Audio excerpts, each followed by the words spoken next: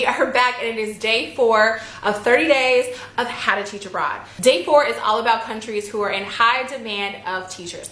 Now, I'm specifically talking about teaching as a full-time classroom teacher. There is a difference. So decide what you want to do. If you do embark on this journey, you can teach abroad as a full-time classroom teacher, which is what I prefer to do, or you can teach English abroad, okay? So there's 2 different categories there. I'm specifically talking about countries that I always see pop up when I'm looking for jobs or I'm helping other people look for jobs teaching abroad, not English, okay? So let's just get that straight. So one of the most popular countries that I see all the time coming up during my searches is China. China has so many jobs. If you were to Google teaching abroad jobs in China 2024, baby, a bajillion jobs would pop up. So if China is your vibe and you want to teach abroad, you definitely have an opportunity to do so. There are so many jobs all across China that are looking for teachers. And of course, I had to represent for the GCC. There are so many jobs in the GCC region. So if you're not sure what the GCC stands for, it is the Gulf countries. So that Gulf countries, that includes the UAE, Qatar, Kuwait, Oman, Bahrain, Saudi Arabia. Did I get everybody? Yeah. No, who did I forget?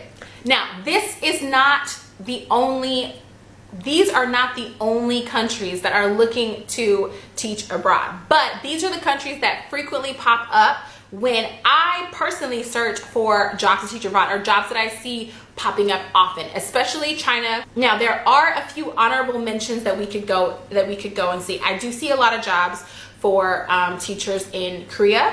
I see a lot of jobs in some of the smaller East Asian countries. So again, this is not an exhaustive list, but these are the places that I feel come up the most often for regular teaching jobs. Now, if we want to get into teaching English, baby, there is, woo, that list can go on and on and on and on forever. But when searching for jobs, or when I'm just browsing, these are the places that I see come up the most. And even some of the ones on the GCC, like Oman and Bahrain, not really too much, but those first, Kuwait, Qatar, I see Saudi a lot, I see the UAE a lot. So these are places with a high demand for teachers. Now, like I said, there are plenty of places to teach abroad. This again is not an exhaustive list, don't cover me.